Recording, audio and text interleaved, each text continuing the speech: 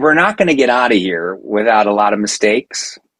There's no getting around it. So I think with that knowledge, we are best served going into it with our chins up and our attitude set accordingly. It's, you also use the word failure. It's like great actors, great actors should run towards failure because that's where all the good stuff is. It's not saying it because to be brave or to be, it's honestly selfishly because that's where the good stuff is. Run towards the failure, hit your limits, like do something stupid, like trip and fall on your face. Then something might happen, then you might be able to get further than you ever would have, regardless of what the actual mistake is. Hopefully the biggest one is yet to come.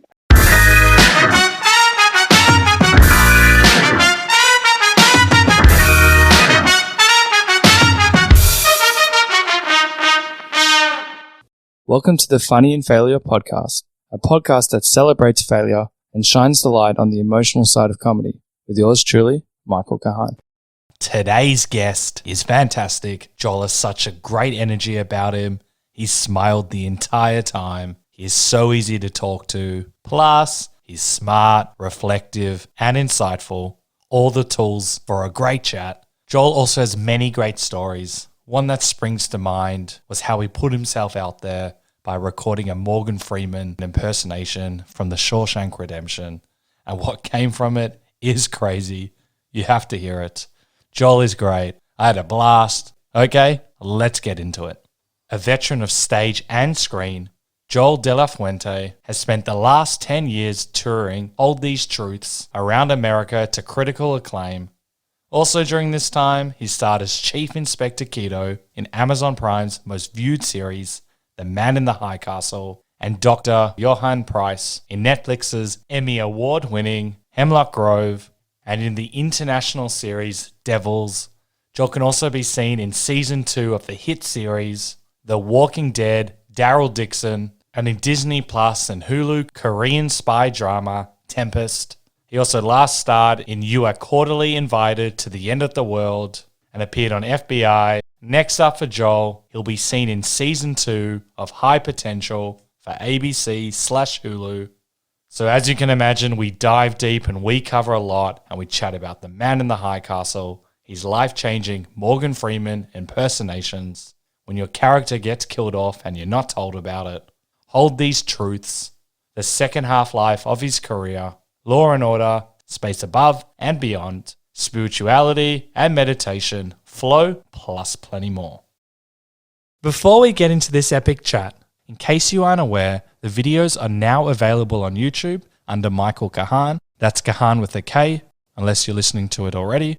I'll still be posting snippets of these chats on Instagram under Funny and Failure, so check them out if you want to stay in the loop for upcoming episodes, or you want to ask a guest a question. I'd also love it if you would share the podcast or share your takeaways from the chat. It really motivates me, helps the podcast grow, and ensures I can lock in amazing guests like this one. And just as a final reminder, the podcast comes out at 3:30 Melbourne, Australian time, with the full video of the podcast to be released the following day. Okay, cool. Thank you. Let's get into it.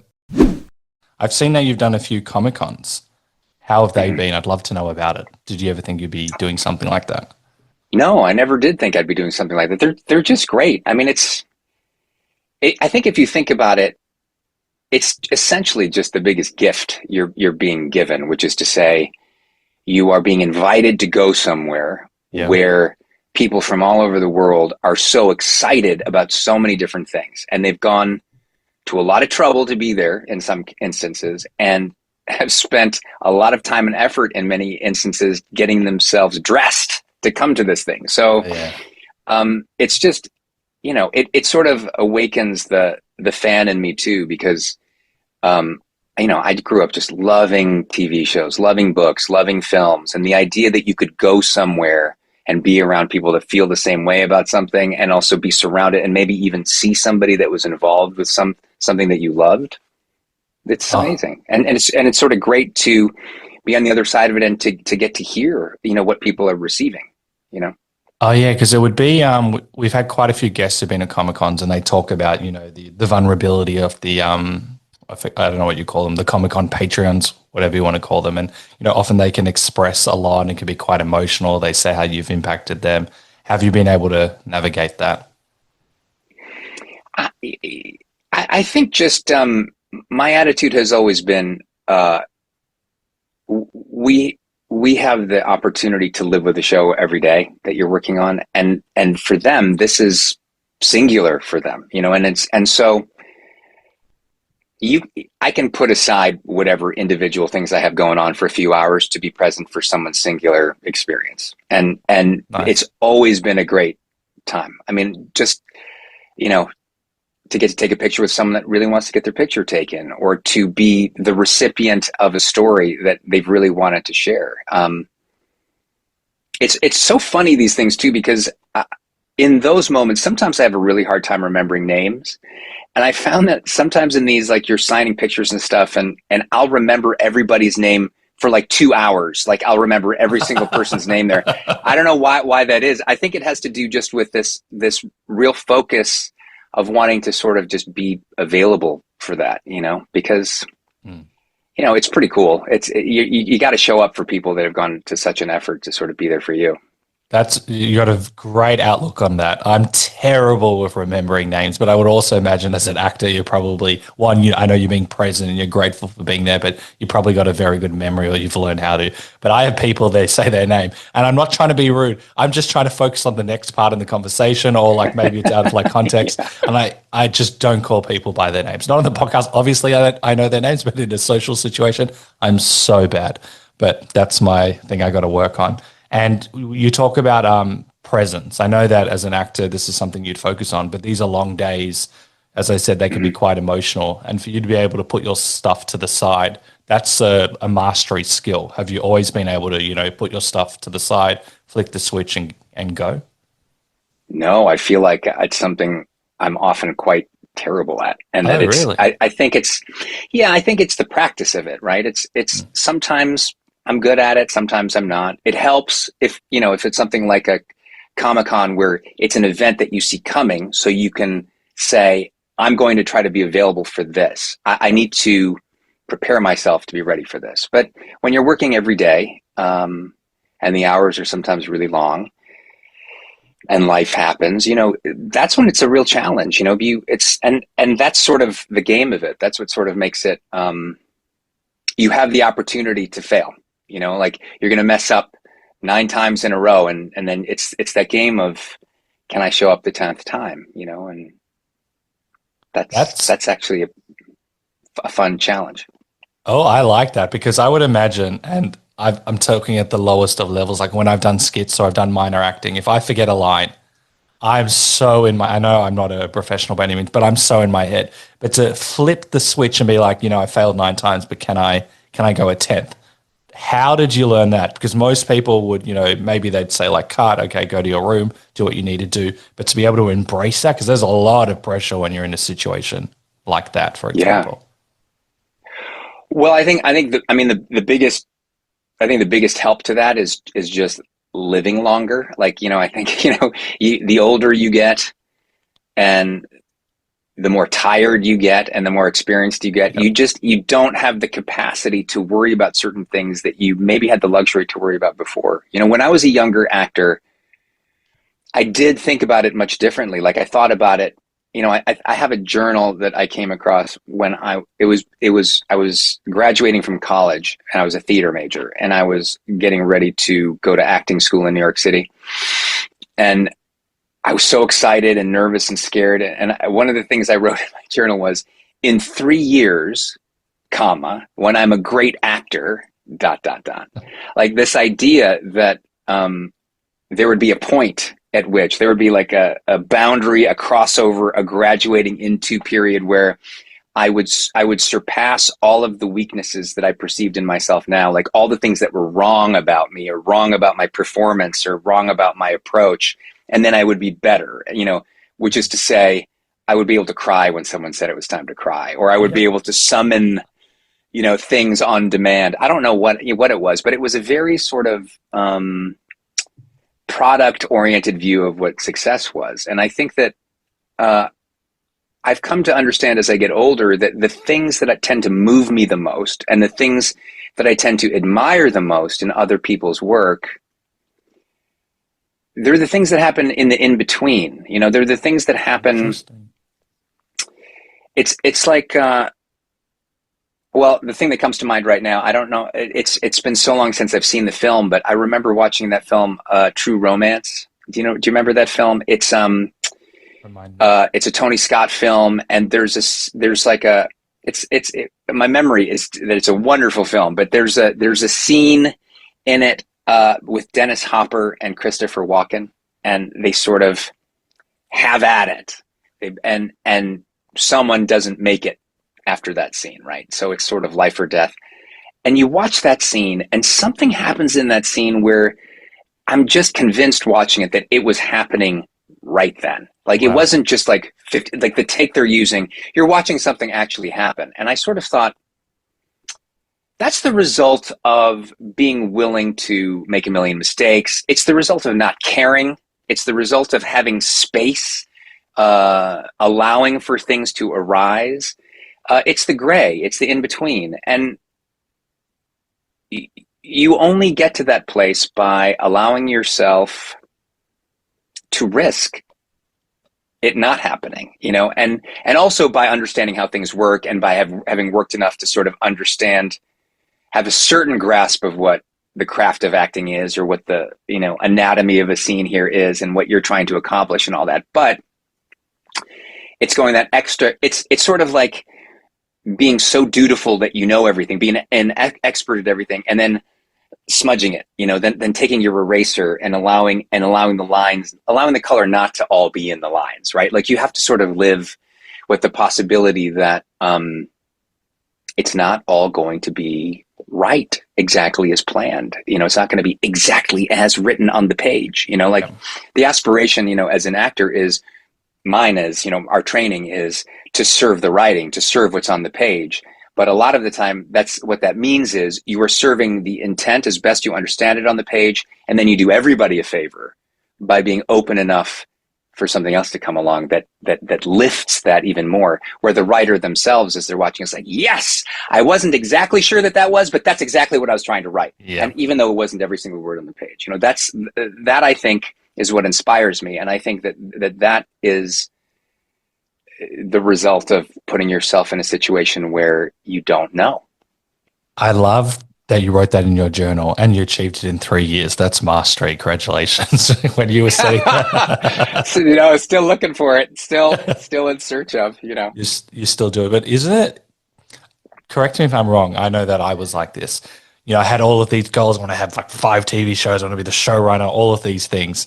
But I'm going to do an amazing first take. But then as we get older, or wisdom, all of that stuff, we allow for vulnerability and risk. Because potentially, I'm not saying you do this whatsoever, but sometimes we just have to get it right, and we don't necessarily, and the performance is still great, but we don't allow ourselves to hit that, maybe that 1% more vulnerability. So did that kind of shift your perspective, reading that a little bit later and seeing how far you've come as well? Yeah. When I was working on The Man in the High Castle, the supervising director on that show is an amazing human and artist named Dan Percival, and he's just a wonderful director and artist. And one of the things that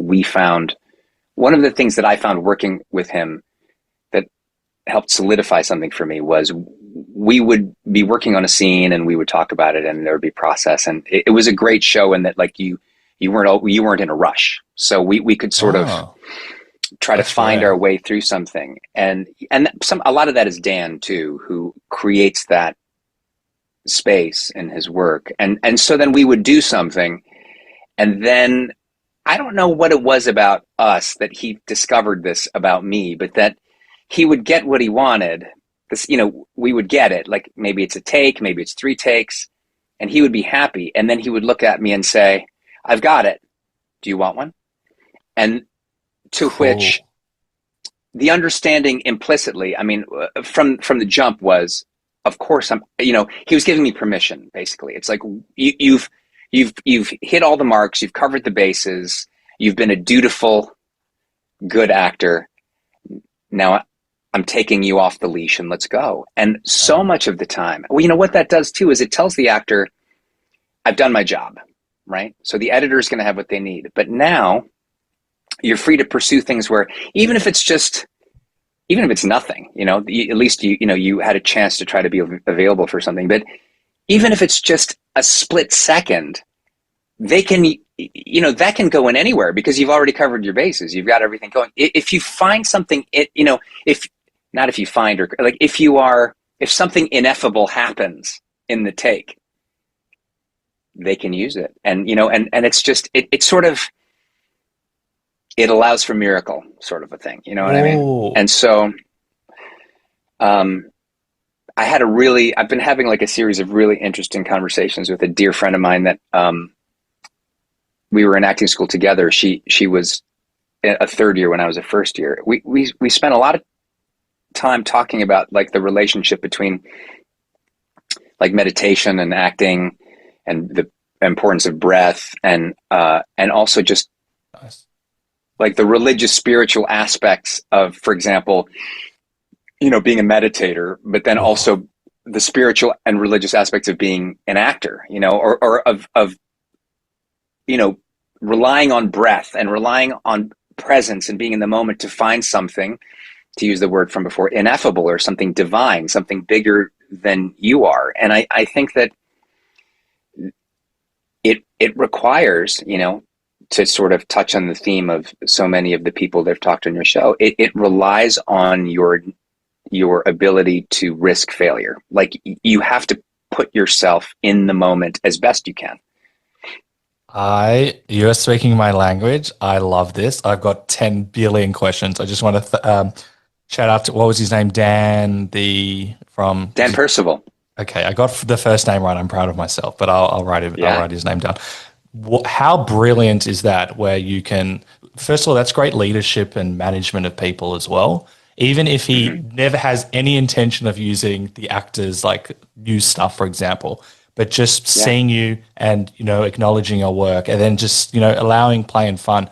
I think, even though I'm not quite in that space, that's what I would love as a writer, to be able to trust the actors. I think that's brilliant. And, it allows for confidence as well. I think that's so important. And I would imagine you wouldn't always have people like that where, maybe you're guesting in a spot. And for those that don't know, if you're guesting on a show, for example, you don't know anyone, or maybe, like one person, and they're like, just say your lines. That's not quite necessarily what you signed up for. It doesn't mean you don't love it. Doesn't mean you're not going to put in 100%. But I feel like that's a massive shift in allowing for the performance and also your experience of the performance as well. I think that's really astute. Yeah. I mean, you're making like a great point that you're making there too, is that there's, when we think of acting, a lot of the time we just think it's one thing, one way of being, that you have a process that you bring to bear on everything. But like you so astutely just pointed out, if you're coming in as a guest star as opposed to someone who's on every episode, your process is going to be impacted by how you fit in the ecosystem that you find yourself in. So if you're a guest star, you're not going to be accorded the same process that a series regular is going to have. So as a younger person coming in as a guest, I mean, I've had so many conversations with actors over the years about like, it's like you do a guest starring spot and you just think, isn't this what we want? Like we want to get a job. We work so hard. It's so hard to get it. And here's even a show that I like. I watch on my own, and then I get this job and I do this job. Why do I feel worse after getting the job than I did when I didn't have a job and I was trying to find a job? Like, what is it about that? And a lot of it is what we're talking about, which is that you have to find a way to make your process work wherever you are in the ecosystem. You have to understand what it is you're there to serve, in what capacity you're there to serve, and then tailor your process accordingly. Like just because you're not going to have the time necessarily as a guest star as you would as a series regular, there are ways that you can bring yourself to bear in a way that where you don't really feel like you are missing out. You can sort of come prepared in a way, have your expectations set in such a way, pick your spots in such a way where you can feel artistic. But for me, that's taken decades. Like I haven't, I was having these conversations about feeling worse after doing a guest starring spot, like within the last 5 years. It's just, sort of laughing about it, but just that idea of like, why do we feel worse after we work sometimes? you know, as opposed to when we're looking for work and we think we're miserable then. I just got a job and I feel worse. I've got 2 points on that. I have had the most brilliant people and actors, or including acting, on the podcast, and they say that it seems to be very normal. But also, like, I know I said this before, I gave an analogy which is incorrect, where you're meeting like your girlfriend's parents for the first time. And then someone interjected and said, okay, you're meeting your girlfriend's parents, but you don't have a girlfriend, and so you just don't know the family. And you just have to go there and be creative and do your thing. And I'm like, that is very daunting. To me, how I feel most creative is when I'm feeling empowered and confident. And I understand it's nothing against a guest star. There's a massive, it's like a beast of a project. There's so many different, like you're a cog in the machine. And so I can understand it would feel quite natural where you do your thing and like, thanks, bye. And then you just kind of get hurried out. So my question is, what do you look for as an actor? What creates the best environment for you to thrive? Is it being a series regular? Is it? I'll leave it there and see what springs to mind for you. Well, the easiest answer to that question is you want the job title that will give you the most entitlement to the work. So I think that the easiest answer, if it's television, is, I want to be a series regular, because that means you are an essential storytelling component. You work every week. You're paid the most. Everybody knows your name because you're there all the time. So that's the easy answer. But I think that minus the titles, you just have to find a way to entitle yourself to the work. So interesting. So being a series regular gives you a real leg up, because everyone is going to be bending over backwards to make sure you feel comfortable, because if you don't, then the show is bad. So it's not because you're better than everybody else. It's because there's a tremendous amount riding on you doing your best work, which is why people are coddled, and which is why a lot of the time there's a lot of bad behavior, because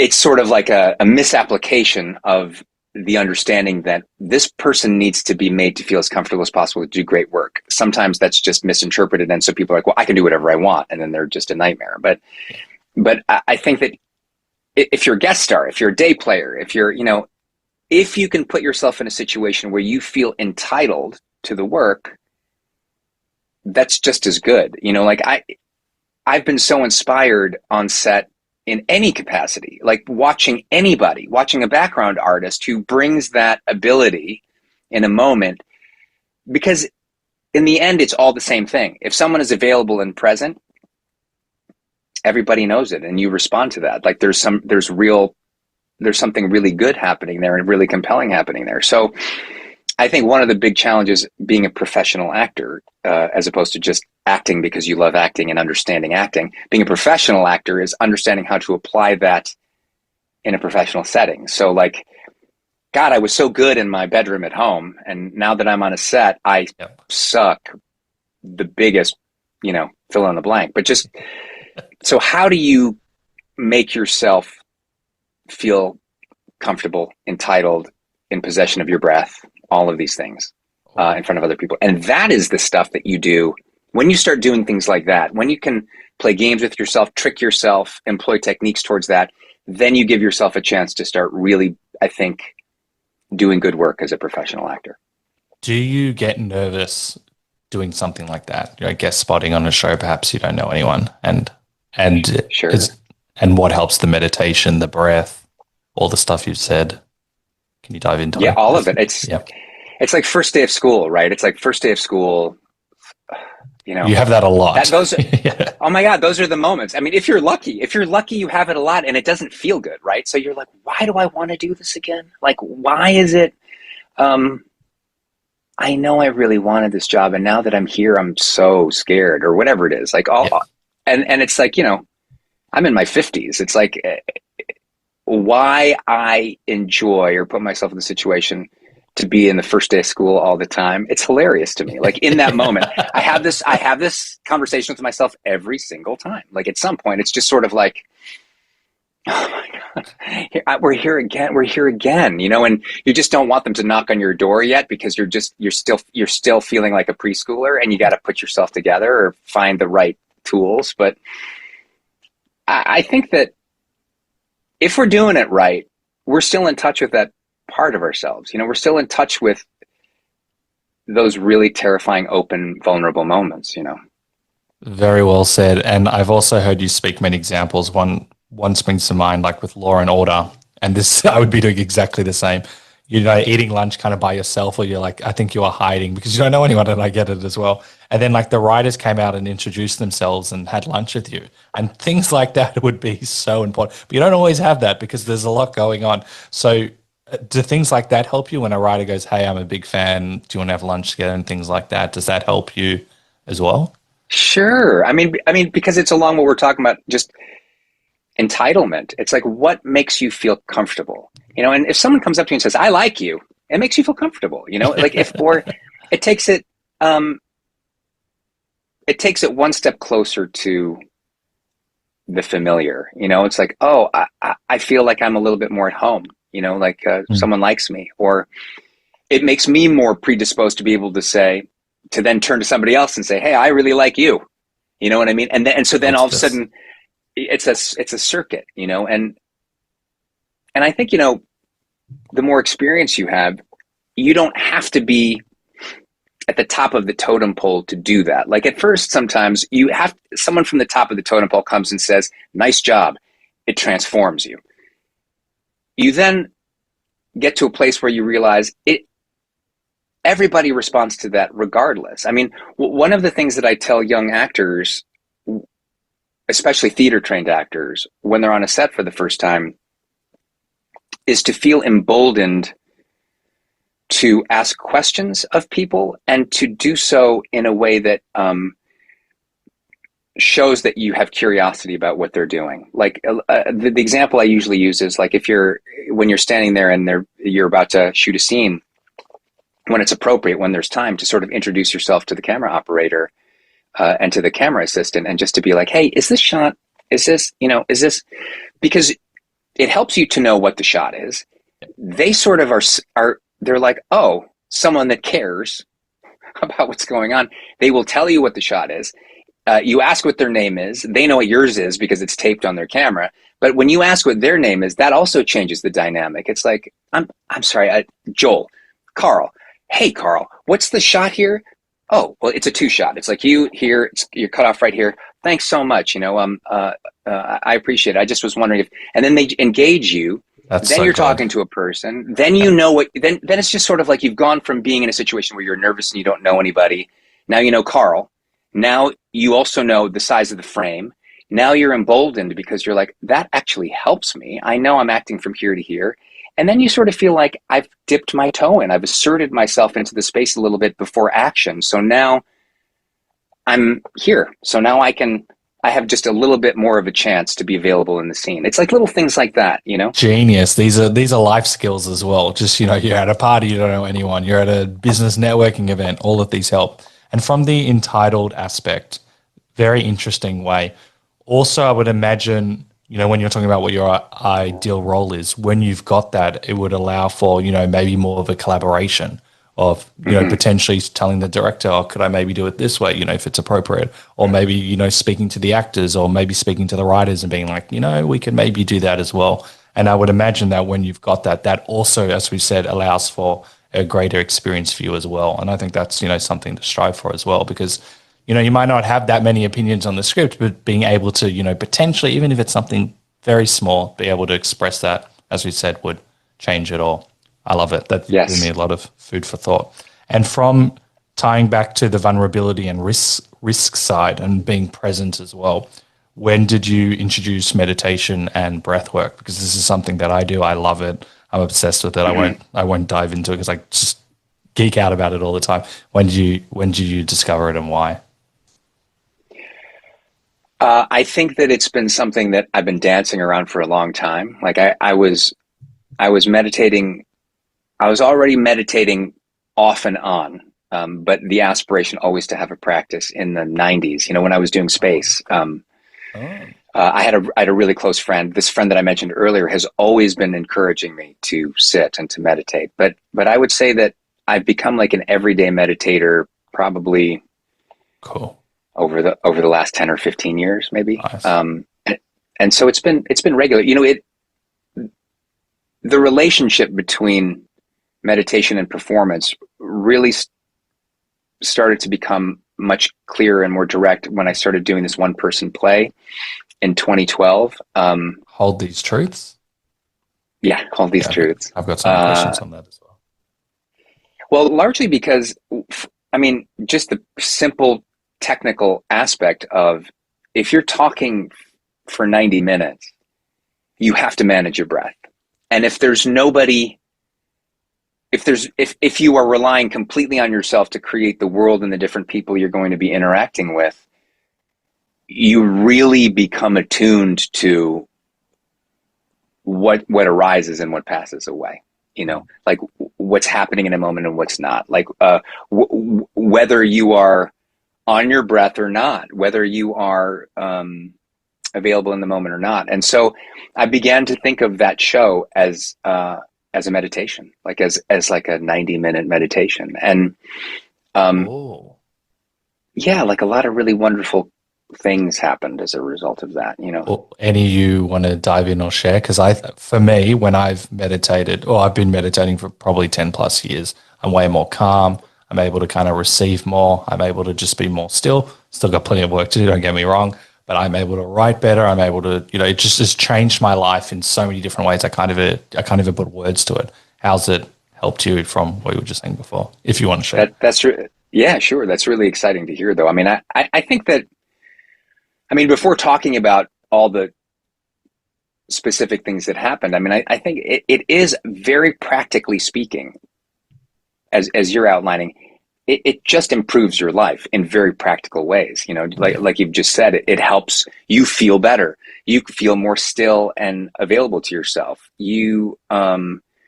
I feel often much less reactive to something and more able to sort of be intentional about something. Like, I mean, listen, this is a very much a work in progress. I'm failing a million times a day. I'm I'm sure not, you're I doing don't great. wish to sort of tell the story that, I'm an expert at this, but I'm an avid, I like to practice. Like that's the thing. I like to play the game of it. Like, you know, cause I think I work really, I've come to understand about myself that if I can think of something as a game, then it's much easier for me to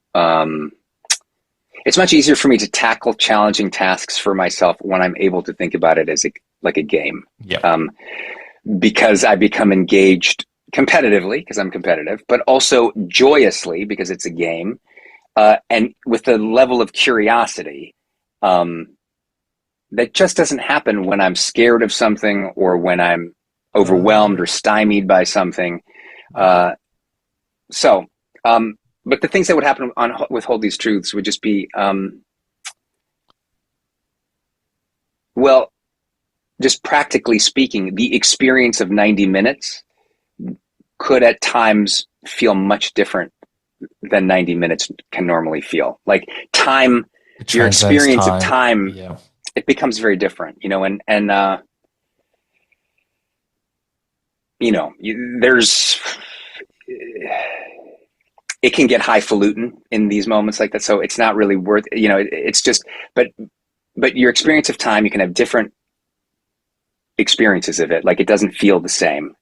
Sometimes you feel the sort of push and pull of it. And sometimes you just feel so granularly available in the moment that Oh. it's it's just a different kind of experience. Like you sort of feel like you're experiencing not you experiencing it, but you're experiencing the room, sort of. Like it's like I used to say that in these moments, like every theater actor talks about this. It's like there are these moments that happen in the theater sometimes where these magic moments and it's almost never an entire production. It's like a scene or it's 5 seconds. And it's the same experience whether you're in it on stage, whether you're feeling it in you or you're sort of a part of it on stage, or you're in the audience. Everybody feels that when it happens, everybody feels the same thing. Yeah.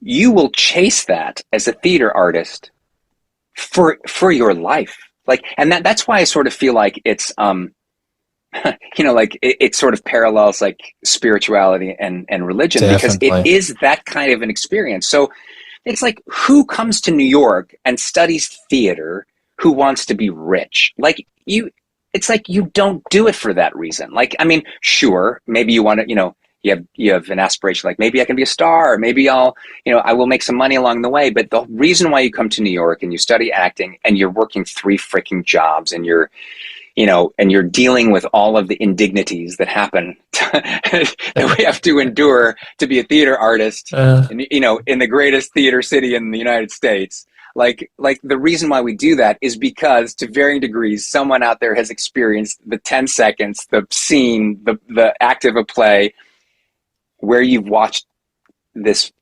phenomena happen, where people share a moment together, and it's like a great, and you just say, oh, that was a transcendent moment, or what a brilliant performance. But then you talk to the person who's giving the brilliant performance, and they say, I had nothing to do with it.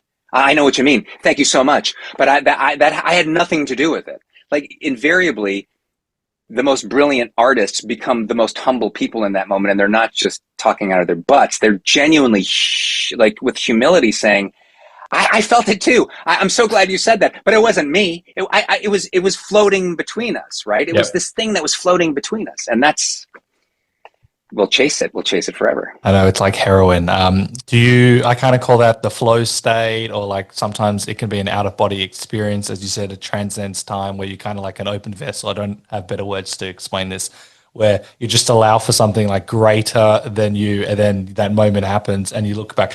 I've had it very few times, whether it's even from actually screenwriting, it's just in a different way. When I'm meditating and writing, I mentioned this a few times. I've written a few scripts, but one script I wrote like 10 pages just jotting down, and I got a whole movie from my meditation. And they're like, oh, that's so good. I'm like, I don't think this is me, but thank you. Like this, I don't know what this is. I don't have the words for it, but I play the lowest level basketball, and maybe for 1 second, I'll do like a good move and get a basket in. And they're like, well, that was so good. I'm like, honestly, I couldn't do that again. That was something else. And then I look back at the footage, I have no idea how that happened. But that feeling, it makes you feel so alive. It's like the most beautiful. It's like to me, it's a color. It's like a color you don't experience in regular life. And then when you have it, you're like, whoa, what is going on? Have you had, are you more easily able to access that now that you're doing the breath work, the meditation, life experience, and all the other stuff you've spoken about? I don't think so. I mean, I don't. I don't think it happens more often, or that it guarantees that will ever happen. But what it does do is, I just feel like I'm practicing, right? Like, I feel like I'm on the right. I feel like I'm making myself available for something, and sometimes things will make themselves available, and sometimes it's nothing as profound as that. But there can be the smallest profound things that happen because of that practice, and it's enough. It's enough for me to be like, what? The practice is sort of everything. I'm just going to sort of keep doing it, and just make space for what happens, and every once in a while, you get those big ones. But that's the thing, is it's hard to get to, because then you chase it. The story goes on, like, you chase it. It's like, we all had that great moment in the theater today. Then every day the next week, everybody's trying to do it again. And it's a catastrophe. It's like the worst, because, everybody's miserable and annoyed and tense. And so it was a moment. You can't necessarily chase the moment. If you do, you'll drive yourself nuts. But what I'm really interested in is, your philosophy and your mindset, especially, doing Hold These Truths. You're doing this for a decade plus. You've come back to it. Often in life, when we do something a lot, we can kind of, I'm not saying you like this one, and you're not, we can kind of go, oh, I'm doing this thing, or it can become very similar, or just something that you do, and you can go back into the human side of like, just this is just a job. But for you to be doing it all these years and keep on coming back and must do something for your soul where potentially every time you do it, something different happens. Like to me, that is so interesting when someone comes back to this. So what does it do for your soul? It makes me feel that I'm being of service to something. Because first of all, the story is an important story. You know, like it's about a real life person who did these things that have great resonance, unfortunately, even more today than ever. Like, you know, Gordon Hirabayashi, who is the center of Hold These Truths, was a Japanese American Quaker in, you know, around the time of World War II, who for no huge highfalutin reasons, just for personal reasons that he had as a human, as a Quaker, he felt that the curfew that was imposed on Japanese Americans in that time was wrong. So he didn't want to adhere to them. Then also what happened afterwards, the internment, which was like even worse. But so he was one of 3 Japanese Americans that separately that all stood up for this, and they went to court and they lost in an environment that was very similar to the one that we're having now in this country. And so he lived an extraordinary life, and then after decades, the case was reopened, and he was exonerated. It's an amazing story, and what it tells us now more than ever too is, even in the midst of it, an individual choice just felt completely meaningless. But he really made a difference, and he made it just by following his own principled stand. And so just to tell that story is important. And so I feel of great service to be able to tell that story, also because almost nobody has heard this story. So I feel like that's well worth the time. Then the play itself, which it's just a wonderful vehicle to tell the story, and it requires you to be sort of at the top of your game as a performer, just the demands that it has on you. You have to be in good vocal shape. You have to be on your breath. You have to be physically in shape to tell this story for 90 minutes. And so it's sort of like an ascetic lifestyle. Like when you're doing it, it's like from the second you wake up, you're sort of saving. It's like, what do I have today? How do I have to choose my day so I can be ready for tonight? You know, like and so you're just this feeling of being of service, this feeling of trying to pour everything that you have into it. And then you almost never have what you think you need to do it. So You're either too tired, you're sick, your ankle hurts, you're losing your voice, or, you know, whatever it is. And so it's akin to there's sort of a mountain placed in front of you, and you know that you have to get from the bottom to the top every night. But the way in which you're going to get to it is going to change from night to night based on what you have.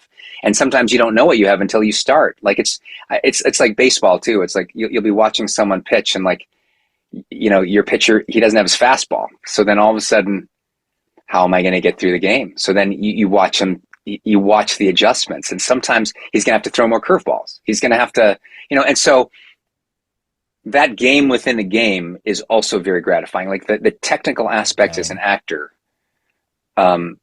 also really just turns me on. It's like that's what really excites me too. It's like how can we tell this big story today? Because it's of great meaning, but also just because that's my job. Like, how do I do my job? Like, and I find that really exciting.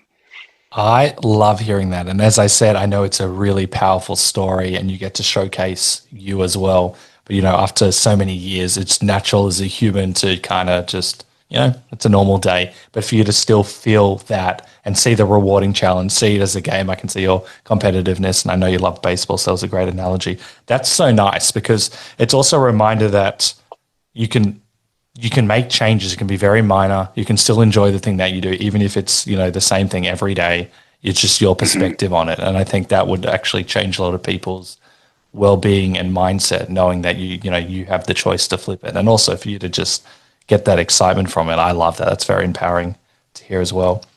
And from also, I would imagine as well, you get to, this would be the difference to me as like an on-screen actor as well, depending on your role, as we said, and your level of entitlement, but to be able to work hands-on on a project as well. How does that feel as an actor as well? Being, you're directly involved as well.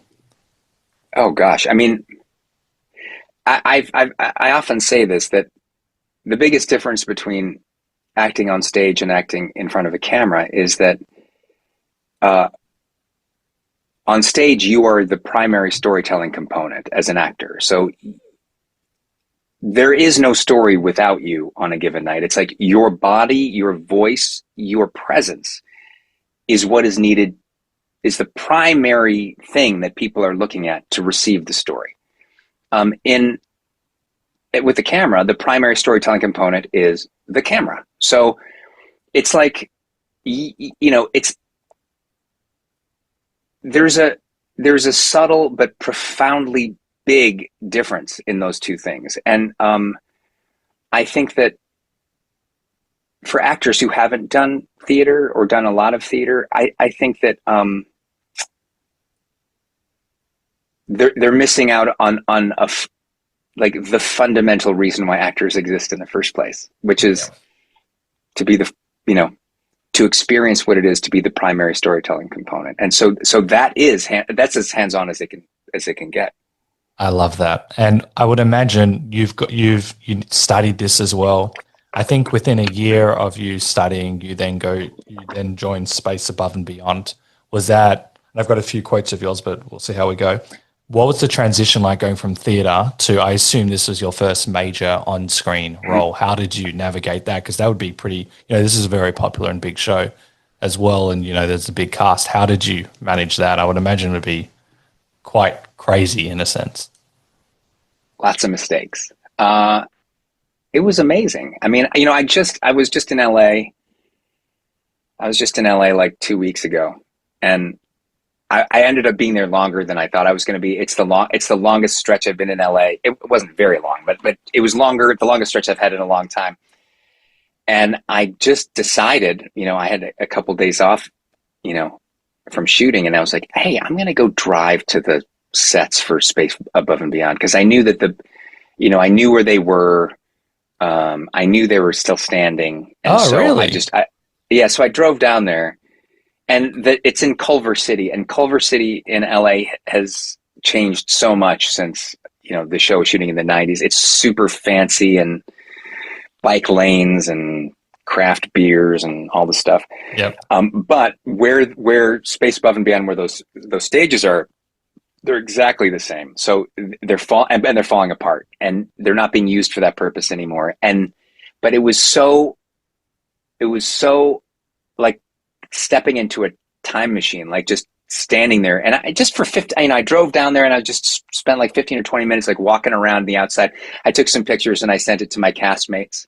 Oh, nice. Because we're still in touch, Wow. That's and rare. then, it's pretty rare because it's all this time later. And then like 3 or 4 days later, the thing I'm shooting, they're like, okay, so you're shooting tomorrow. You're on location. Here's where the base camp is. And the base camp is right there. No, that's crazy. Of anywhere in LA. And then I just can't believe it. And then the next day I'm back there again, this time to shooting. And I realized that my trailer where I am, and I had no memory of it until I was there and walked out, and I was like, where am I in relation to the past here? And I looked, and the trailer was sitting where we used to park our cars every day for work. Like we each, it's like, you're a series regular in a TV show, and here's your parking space, and here's your parking space. And that's right where my parking space was. I just couldn't, and I had completely forgotten that I had a parking space until like I was like looking at it, and I just sort of thought, this is so crazy, man. I don't even know why I'm telling this story. I don't know. I love that. That's it was more just like, how did you deal with it? But I'll just add to that.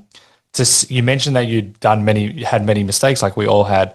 But for you to then tell this story smiling and so happy just to revisit it. Often in life, when we make inverted commas many mistakes, we can want to sweep it under the rug and not think about that experience. But to revisit one with, a different mindset on it, but also to be smiling, that's a rare human. I love that. But I think we were talking about, the potentially the mistake aspect as well, and how you Yeah. navigated going from theater to Space Above and Beyond so early in your Well, career. big, I mean, part of the mistakes of Space Above and Beyond, I think, were, it was the first time, I think there were 6 or 7 series regulars on that show. And it was everybody's first time, like everybody's first time being a series regular. So we were going to learn about doing this together. And 6 of us were young adults, and one of us was a little bit older. So we were young people trying to learn how to do this Yeah. without a lot of experience. And so, we were like a family making a lot of mistakes together. And I guess to be specific too, like I remember just being really afraid of certain kinds of failure, like, because it suddenly seemed like, failing in acting class is its own kind of bravery and nobility, because I Definitely. mean, in some ways it's the hardest, it can be the hardest place to fail. But Oh, interesting. suddenly you're failing, suddenly you're failing in front of what felt like the world at the time, and you're going to fail in a way that could be forever, because maybe they can look at this forever, and I had a lot of concerns at the time. I was very aware when I got out of school, as an Asian American man, that there weren't that many Asian American men working, and certainly there weren't many that were working in my age range, and that spoke the way that I spoke, and all this kind of stuff. So I felt like there was a lot. I just felt like there was a lot of. I felt a lot of perceived pressure on the representation that my character was going to have, and and I look at it now, and I just sort of want to put my hand on my shoulder and be like, look, it's not all up to you, man. Like, it's not like, I gotcha. and it's great that you feel that way. But, one of the great things about my character on that show was he fails a lot, like he makes a lot of mistakes. Interesting. Oftentimes it's the point of humor, like, haha, he messed up. Isn't that funny?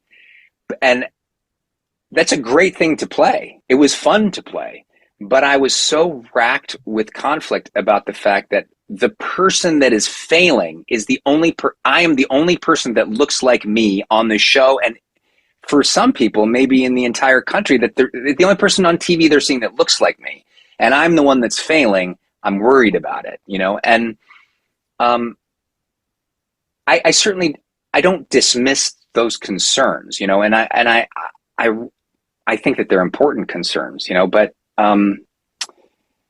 it was a lot for a young man to be carrying with the tools and experience that I had at that time. Like, it was like, because there wasn't all that much I could do about it other than feel bad about it. You know what I mean? So it Yep. created, it created some challenging moments there, but I'm grateful for it, really grateful, and it taught me a lot, and I don't, it really, I wouldn't have learned those things without doing that show. So, Okay, I love your mindset and your optimism as well, and I love your awareness as well, and also to carry that and let it go. That was also a journey in itself, which I'm sure has taken many years of just looking within.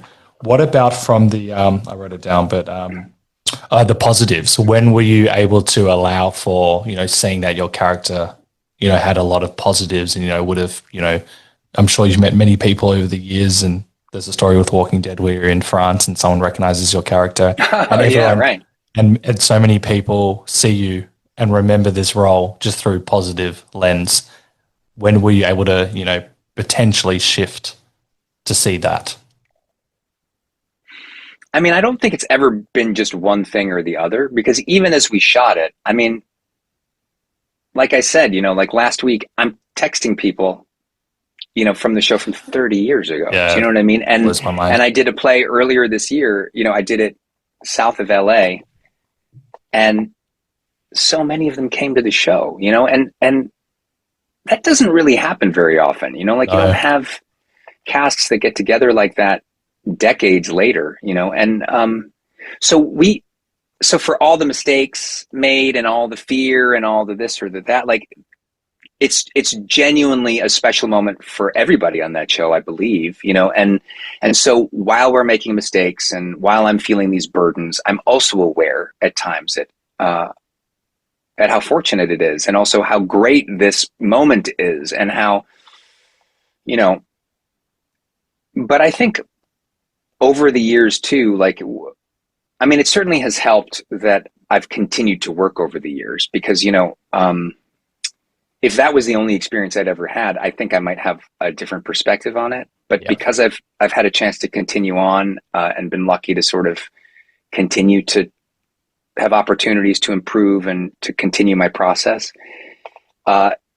it's just allowed me perspective to value it more. And then also, cool. anytime you can come across other people who share their experiences of something, it sheds new perspective on everything. I mean, if you can move somebody, if you provide an experience for somebody that's meaningful to them, I mean, what more do you want with what you're doing with your life? I mean, if because I remember just the whole reason why I ever dreamed of being an actor was, being in high school and watching these movies and seeing these plays that made me feel so much, and the gratitude that I felt for a movie or for a performer or for a play, like, that's a really big thing. And so if you can help be a small part of that in some way in someone else's life, I mean, how could you not feel grateful for that? That is so beautiful to hear. And then from the acting, the business, I'm sure you've had this so many times where, you get rejected heaps. Maybe you think you've got a role and a role doesn't go ahead, or you think you're going to get another season, it doesn't happen, or you're told one thing and it doesn't happen. Then unfortunately, in this case, you're working, you're growing, you're learning, a lot of positives, some negatives as well, which is actually great, as you said, because you got to learn so much. You've got a cast, which still blows my mind to hear it out loud, where 30 years later, you're still friends. You're learning, you're a young guy, it's like a family, and then it doesn't go ahead or your character gets killed. How do you deal with that? Well, in the case of Space Above and Beyond, like, I didn't know my character was going to die until we were watching it on TV, and then I saw him die, and That I blows mean, my mind. that sucked. I mean, Yeah, honestly, that was I the can worst. imagine. I mean, what had happened? I mean, the story that's told is that the written script, it ends on a cliffhanger. That's what we shot, and then in post, the creators learned that the show was canceled, and so then they re-edited a lot of things. So things go badly for a lot of the people in the end. And I guess in all of that hullabaloo, I was not notified of how this was going to happen. So I was Yep. watching it actually with a fellow castmate, and then this happened, and it really felt like it felt like I watched somebody that. It felt like somebody that Someone I hope stabbed that you in this the isn't. gut from behind, because yeah. Sorry, I went. You continue.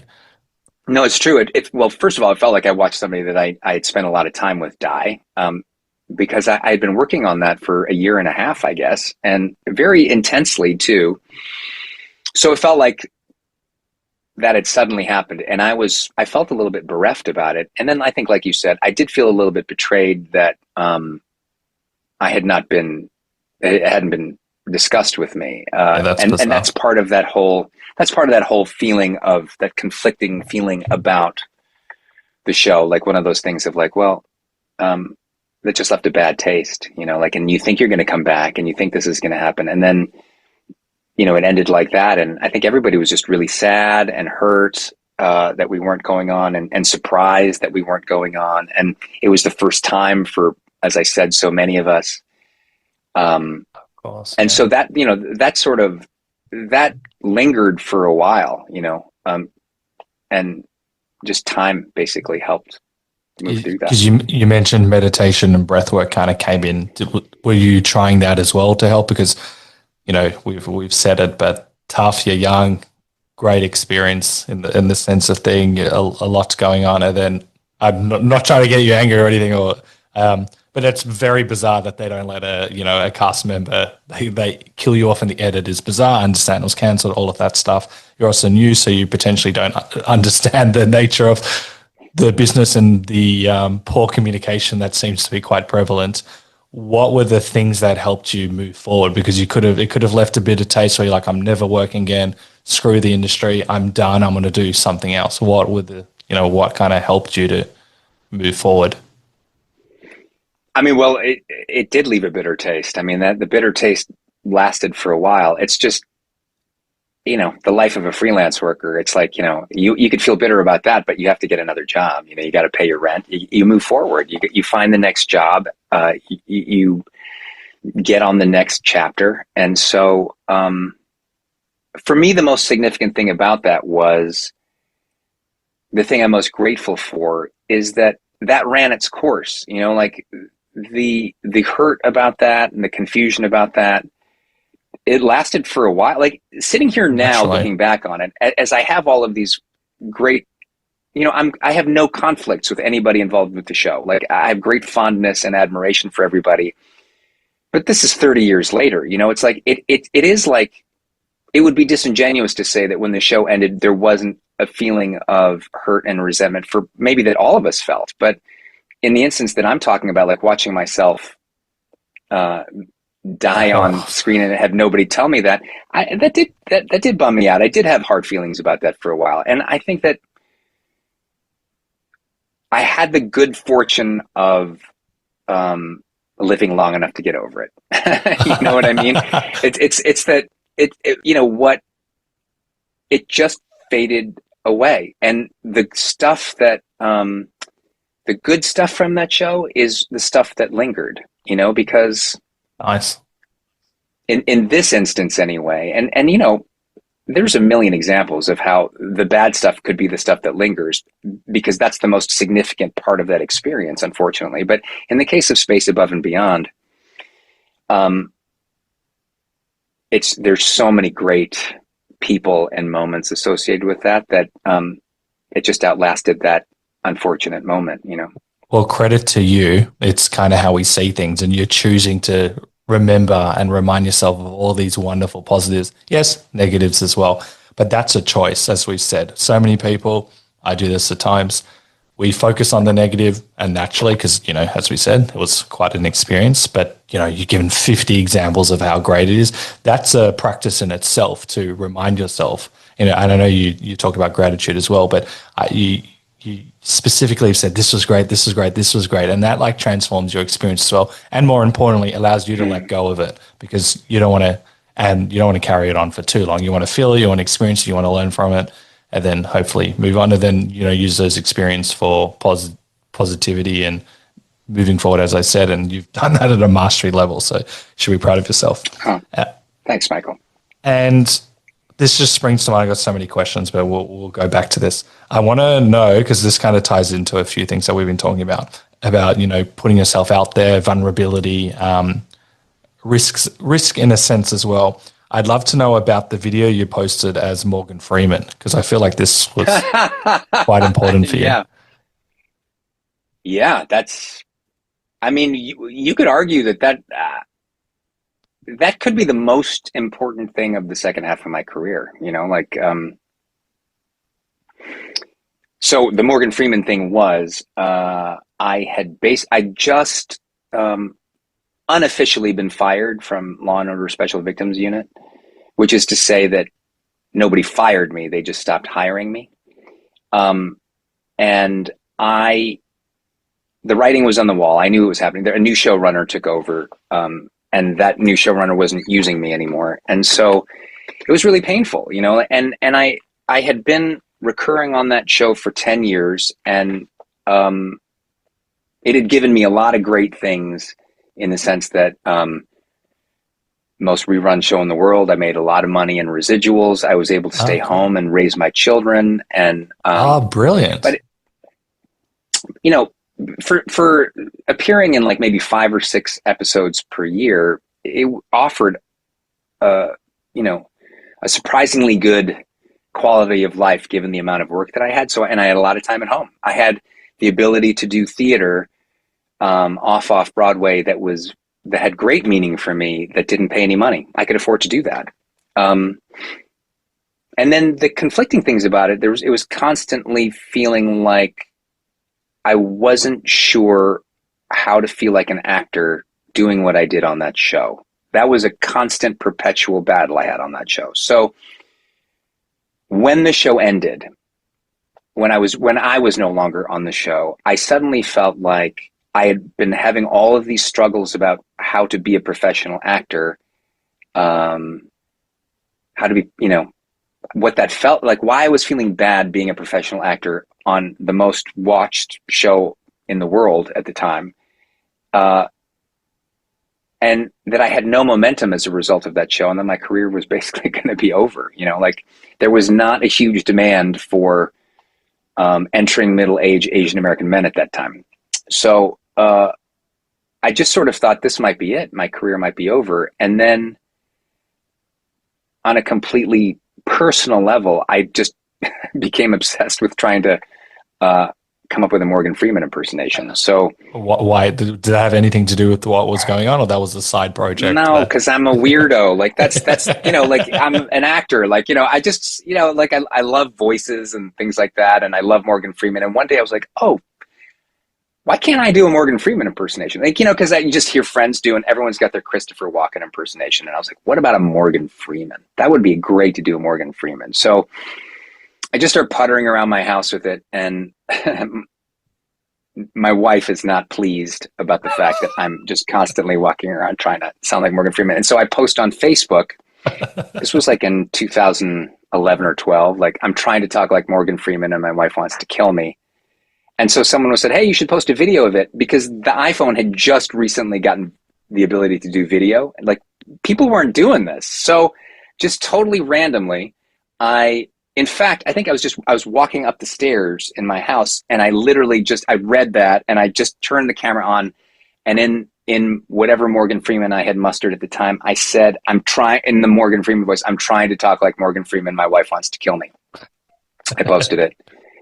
And then I'm talking to my friend, one of my best friends, and I'm like, hey, did you see that post on Facebook? What'd you think of my Morgan Freeman impersonation? And he says, it was okay. And I'm like, what do you mean, okay? I thought it was really good. And he says, well, you're sort of apologizing for it, don't you think? I mean, you're doing it as you're doing it. You're saying, I'm trying to talk like Morgan Freeman. I mean, if you're going to do it, you should go all the way, don't you think? And I'm like, huh? Oh, right. And I'm pissed because I'm competitive, and he's like my brother, and all the stuff. And so that night, after my oldest daughter, I'm putting my daughter to bed, and then I get up. It's like midnight. I go downstairs. I pour myself a whiskey. I learn the Shawshank Redemption monologue that Morgan Freeman gives about just like that being rehabilitated. Like over 15, 20 minutes or whatever. I'm trying to learn it with the express intent of taking my friend's note. Yeah. Then I turn the camera on, and just straight, like no comment on it. I just do the monologue into the camera. I post it on Facebook. I call my friend and leave a voicemail and say, check Facebook. Is that going all the way enough for you? And I hang up, and I feel so justified and brilliant. Mission accomplished. But then, of course, this sort of fun, personal, creative act, just done for friends and done with no ulterior motive, ends up, it's on Facebook, and I get a woman that we had gone to acting school with before just gets in touch out of the blue and says, hey, did someone get in touch with you about a job? And I have no idea what she's talking about. And as it turns out, she was at a wedding and met this woman in Mexico that she hit it off with, and they were at a bar in Mexico talking about all the movies that have shot in Mexico. And this woman says, oh, Shawshank Redemption, that great movie, the end of it they shot here in Mexico. To which my friend says, oh my God, my friend just posted this really crazy video. This Morgan Freeman. So in a bar in Mexico, like my friend who I haven't seen in years shows this woman the Morgan Freeman thing. And this woman, Katie O'Connell, was a former VP of casting or VP NBC, right? at NBC, and then she became the head of content for Goma International, and which was at the time Europe's biggest media company, and they were starting to do this new thing called streaming TV, and they were doing Netflix's second original show after House of Cards, a horror show called Hemlock Grove. And there was this role of a Swedish mad scientist, sort of like an autistic Swedish mad scientist, 6'5" bodybuilder named Johan Price, and they couldn't cast it. They couldn't find anybody that fit that description or who the character was. They didn't really know. And so Katie is like, this might sound crazy, but I think this crazy Morgan Freeman guy might be crazy enough to play this part. I don't know. So I got an audition for that. Wow. And my friend who had got in touch with me, there was an audition that day in my email box for Hemlock Grove. And I thought, I should have known, because my agents hadn't gotten me a series regular audition in years. And here's one sitting in my box. So I knew it had to do with this. And so my wife, and there weren't a lot of self-tapes back then, but we were self-taping, and my wife helped me do the tape. I felt really good about it. Oh, nice.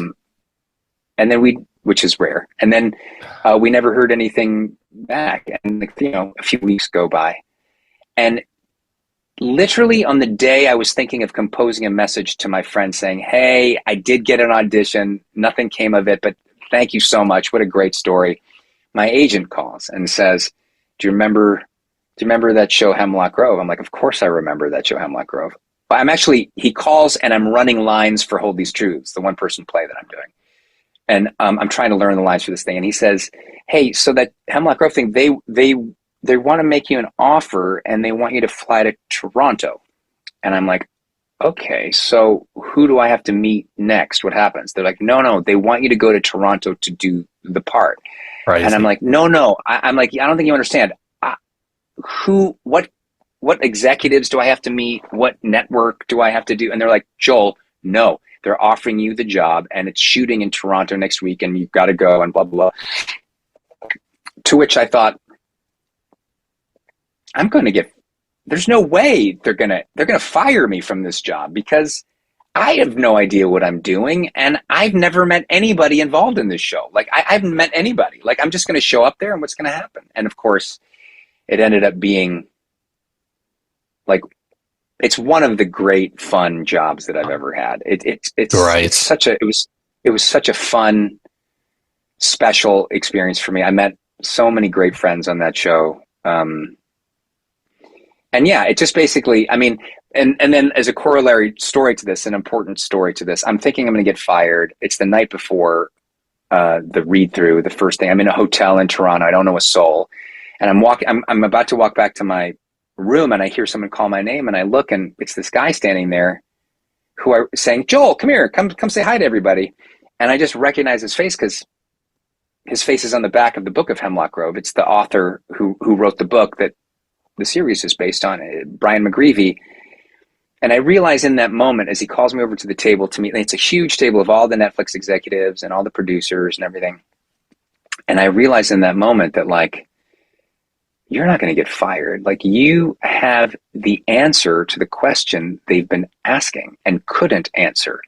So you better change your thinking right now and jump into the mindset that you are the answer. You are not,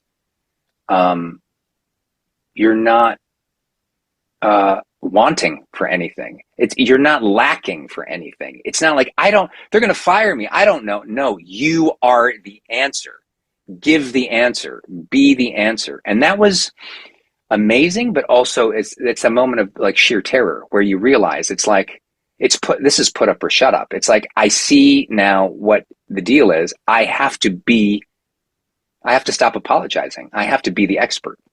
What a brilliant mindset shift as well. And also that moment, I'm sure you carry that moment for the rest of your life, knowing, that shift of, oh, do they want me? I'm going to be fired too. No, I'm actually, good at what I do. I'm here to provide the answer. That's a big shift. That's a life shift. That's Yeah. unbelievable. What did that experience teach you about life? Because there's so many shifts going on, but just putting something out there, you mentioned you thought maybe your career was, somewhat over and you do something silly, but something that you felt inspired within. Luckily, you had your friend to, challenge you. What did that teach you about life? Because that's a very, spiritual journey as well, Yeah. doing all of that.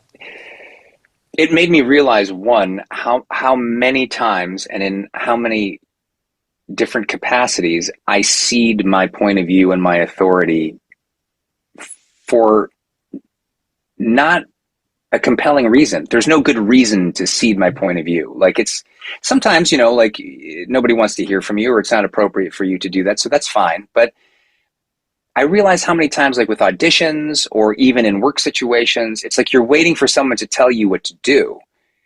And your ability to do what someone else says, that's a great skill and it's a great ability. It's part of being a professional.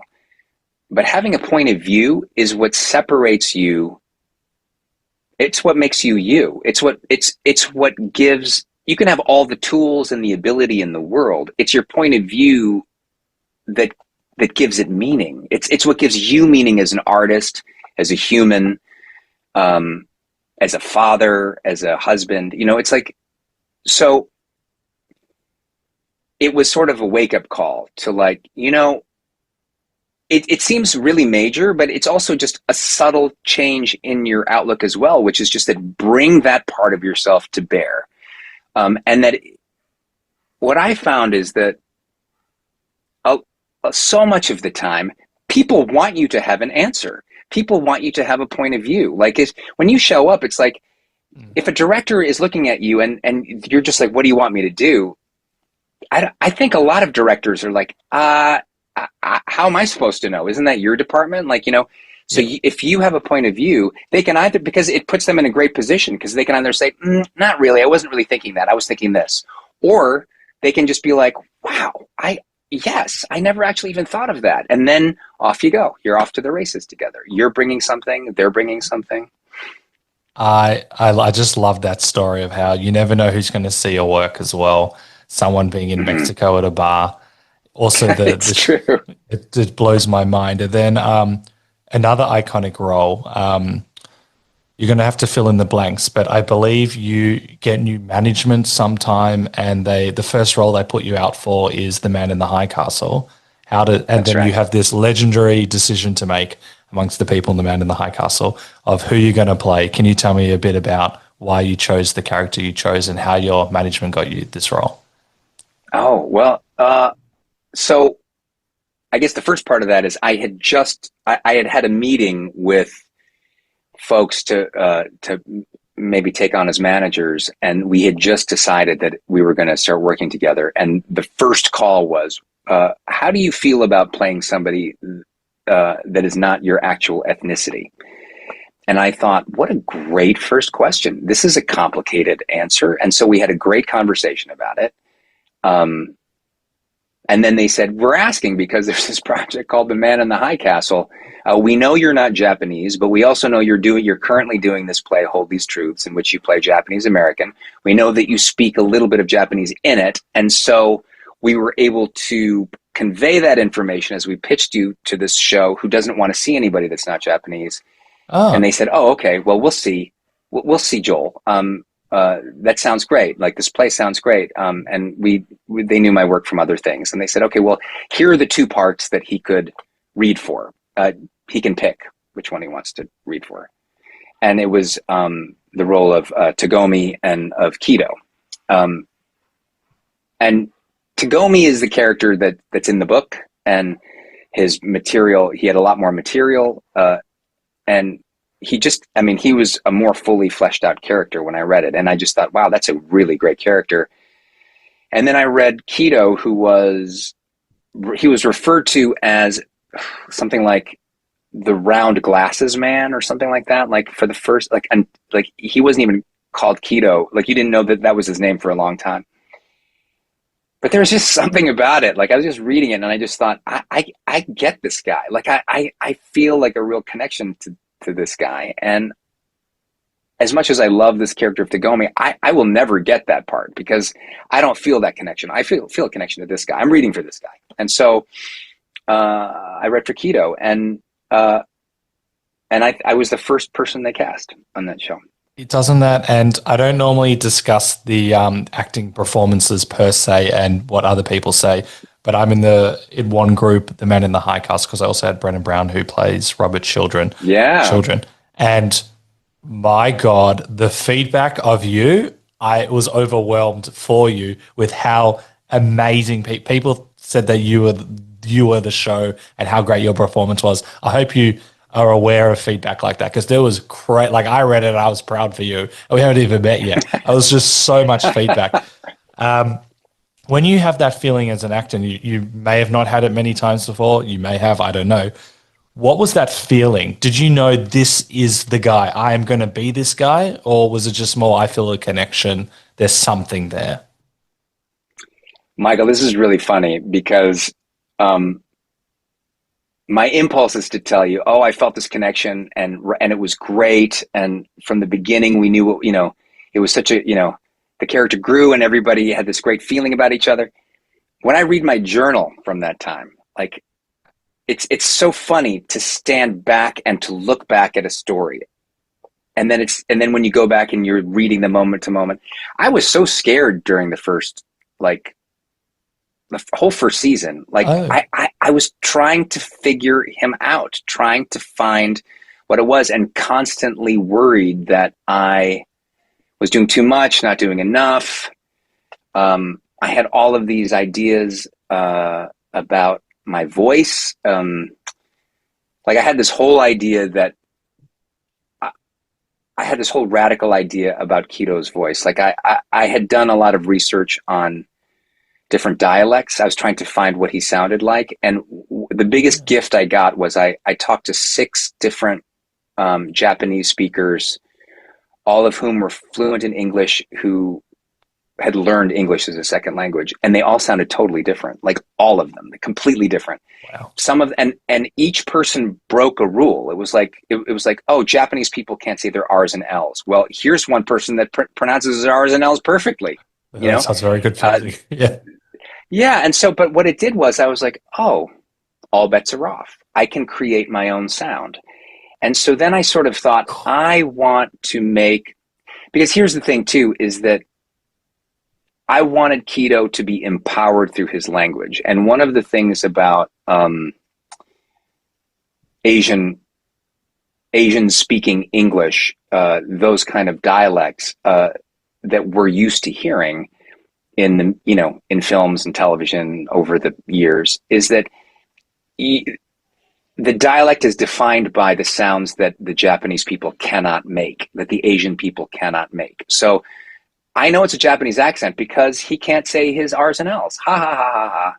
And so what ends up happening is the character is disempowered from the jump because he doesn't have mastery of the language. So I think the entire second half of my career is to try to play characters who are empowered in their language and to do so in a way that works for the story and that is authentic and real. So I was trying to build a voice for Keto that could honor the fact that it could be someone who was from Japan having learned English, but it would be something that made him sound empowered, not disempowered. And it was one of the great joys of my artistic life Oh, in season amazing. 4, where everybody wanted to sound like Keto. Like I would get all of these messages on social media saying, "Can you please make a ringtone for Keto saying this?" Or people were making memes of like things that Keto would say. And nobody would ever think of this unless you're Asian. Then you sort of think. Then I was like, there's a lot of white people that are trying to sound like a Japanese guy speaking English because they think it's cool, and or because they're scared of him, and or because they are respectful of the authority and power that this character has. And for someone that's grown up hearing people constantly disempowering and emasculating Asian men, it was it's sort of like a radical facet of the interpretation of keto that I love so much. Like Nice. it's just a big part of who he is, and I'm so it's one of the it's one of the things I think I'll always be the most grateful for, having had that opportunity to play him and to work with the people that I worked with to make him, because it was all a collaboration with Frank Spotnitz, who wrote it, and with Dan Percival, who we talked about earlier, and with all the amazing cast members who all had such tremendous input in how the characters turned out. David Zucker, who is the executive producer with Scott Free, who really supported us in all of that stuff. Nice. Yeah. I'm so glad that you got that in the way you see it. It was such a good character. I loved it as well. I loved the show. I only just Thanks, recently Michael. finished watching it as well. But, tying back from the start of the podcast, talking about space as well, and then coming back to this opportunity, I'm sure you would have never have imagined that, in such a short amount of time. I know you said it was like, whatever, 20 years ago, but that's still such a short amount of time from an acting world to be able to have that experience. That's crazy. I'm very proud of you. Last question. Oh, I wanted to add one thing, if that's okay. You mentioned Yeah. just on Law and Order that you didn't know how to be an actor on set. Is that more that this is a beast of a project, and they might? I don't know much about your character, but they potentially use your character to help facilitate the other stuff, and these are your lines. Stand there. Was it a combination of that? Pretty much, Michael. I mean, it's a lot of the things that we were talking about, which is that even though I was on like between 50 and 60 episodes of that show, I was always a guest star on the show. And so always treated like one, always told to not make things too interesting, always looking to others to be told what to do and how to do it, never asking an acting question, the character never really being written as a character, really as a dramaturgical necessity. All of these things were confusing as an actor, because I didn't know how to have an artistic process with it. Like, I feel like over the years I was able to find my way a little bit. And, you referred to a story earlier about me starting to have lunch with everybody, and then meeting a writer who then also wrote something that was interesting for the character. So it was, we could spend a whole hour talking about the 10 years I was on SVU, and how that process helped me see that I was not being successful in my ability to take my artistic process as an actor and put it in a professional context yet. And I think that by the time I think Hemlock Grove was really instrumental in teaching me how to start doing that. And then I think Man in the High Castle was an example of where it was sort of manifesting itself for the first time in like a fully realized way. Cool. That's amazing. I reckon what we'll do to wrap up the podcast is to do a quick rapid fire segment. You can take your time to think about them, but I will not talk because I will derail them. I've got quite a few fan questions as well. You've answered probably half of them already. If you could rewrite the finale of The Man in the High Castle, what would you change? I would love to just see a follow-up series of Keto in San Francisco as the head of the Yakuza. Like, I would love to see that. If I could rewrite it, I would. I don't know. I really loved the way that it ended. I just wish I had more scenes. Like, it's a good job when you wish that you had more stuff to do. But the stuff that I had, I think they did such a great job. I know I said I wouldn't comment, but on that, I heard you in another podcast that they cut a few things in the finale of what would actually happen to you. Anything you'd like to share? Well, one of them involved Brennan, who you mentioned, which was that a scene has been cut in a certain way at the end where, Brennan is on the boat that my son is on when they leave. And when we first shot it, there's actually some back and forth. Like, Brennan is having some moments. We're having some moments. And so if you watch that scene, the boat, there's someone sitting there from behind, and that's Brennan. Like which is so amazing that like I think dramaturgically and structurally, I think they felt it was better for me and the character playing my son, and also for Brennan to end his arc earlier, and then for us to just have ourselves end just the two of us in that moment. But he's there, and I find it so funny that that it didn't end up that way because I know it. So whenever I see that, I'm like, Yeah. "There's Brennan. There's Brennan on the boat." And your arc, forget how you phrased it. They were like, "What would you be doing?" And you mentioned something about the Yakuza. Oh yeah. Well, because I think I got this. I think some watchers of the show had suggested this, like on social media. I got it in my head that of seeing a spin-off show of like the idea of keto in San Francisco, just in general, is such a great. That world was so great, and unfortunately, I don't think it was explored nearly as much as Hmm. they had talked about exploring it, and the idea of keto and exploring that world being something that he didn't want to be, like which is a member of the Yakuza, could be really interesting. And I know I'm harping on this. I don't I don't know if it's what you thought or what was going to happen, where there was a line, what's going to happen, who's going to be the head, and you're like, I'm going to be the head or something like that. So, Oh yeah, that's that last exchange of what was the line? Like basically, I'm talking with my son at the end, and someone says something about the head of the Yakuza, and I just say he won't be the head for very long. And I would have, just that, yep. and I, it's one of those situations where even though I'm playing it, as I was reading it, I was actually rooting for the character that I was playing because I wasn't the character as I was reading it, and I just thought, you go, like go keto, like rooting I, for a murderer. But there you go. well, a credit to you where you start out murdering a wife and kids, and then you become everyone's hero by the end. How many languages can you speak or act in? Oh gosh. I mean, how many languages can I speak is easy. I speak English. I speak passable French. Ah, That's it. But I've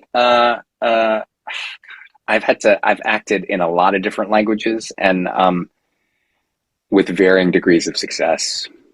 But I love, like in Hemlock Grove, for example, there was sort of a back and forth that happened in season 3 where the writers decided, because of something that I did in sort of fun with another actor who was a Russian speaker. At the end of a scene, I was like, we got the scene the way that they wrote it, and then I said, if we could do one more, I'm going to answer her at the end of the scene in Russian. She taught it to me. I said it back to her.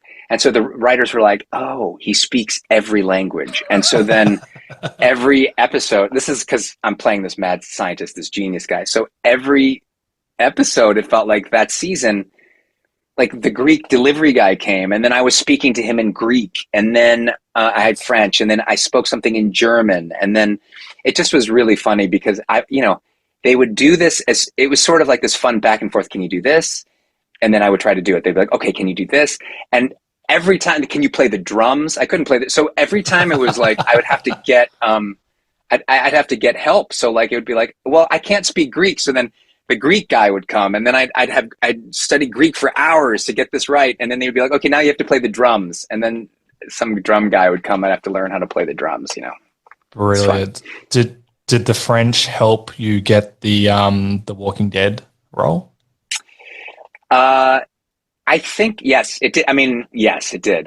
But what really helped me get that role was David Zabel, the amazing showrunner of that, and I are old pals, and uh, he, I mean, the character he's from New Jersey. I live in New Jersey.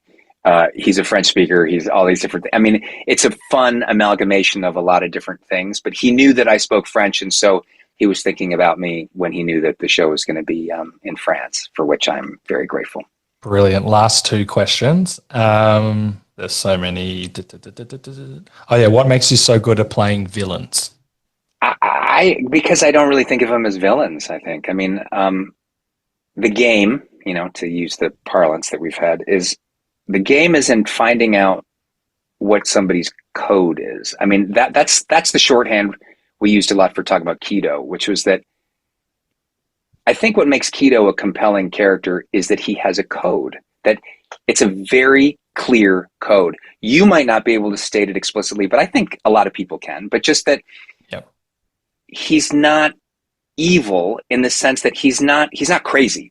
He's not psychotic. He's not like he's operating according to a certain standard that he has. And what ends up happening is you find yourself agreeing with some of it sometimes, even though he's done things you might never do. And that's disturbing. And then you start seeing the fact that like what he has to do is actually harder than it appears if he's not crazy. Like if you're not crazy and you're not just killing people left and right, you start to understand him more, and that makes a really interesting character because he's no longer a villain. Agreed. Well said. And last question before I ask how people can follow and keep up to date with you. What's the one question I should have asked you? What's the biggest perceived mistake I've ever made? And what's that? I'm not sure. I mean, my gosh, it'd take me I'd have to think through. I mean, there's a lot of mistakes, but I think that's a lot of the point of your podcast too, which is we're not going to get out of here without a lot of mistakes. There's no getting around it. So I think with that knowledge, we are best served going into it with our chins up and our attitude set accordingly. It's, you also use the word failure. It's like great actors should run towards failure. Because that's where all the good stuff is. It's not saying it because to be brave or to be, it's honestly selfishly because that's where the good stuff is. Run towards the failure. Hit your limits. Like do something stupid. Like trip and fall on your face. Then something might happen. Like then you might be able to get further than you ever would have. But yeah, so I think regardless of what the actual mistake is, hopefully the biggest one is yet to come. Brilliant. I don't have word. That is so great. This is why I do the podcast. Thank you so much. You have a wonderful, positive outlook. And before we go, how can people follow you and keep up to date with you? I guess the easiest way is Instagram is at Joel De La Fuente. Cool. I'll put that in the episode notes. And yeah, thank you so much. This was brilliant. I really appreciate it. And yeah, thank you so much. Oh, Michael, it's a pleasure. It's great talking to you. You're doing great work. I'm loving all the different people you're talking to, and I'm wishing you all the best. Hope to read some of those screenplays someday.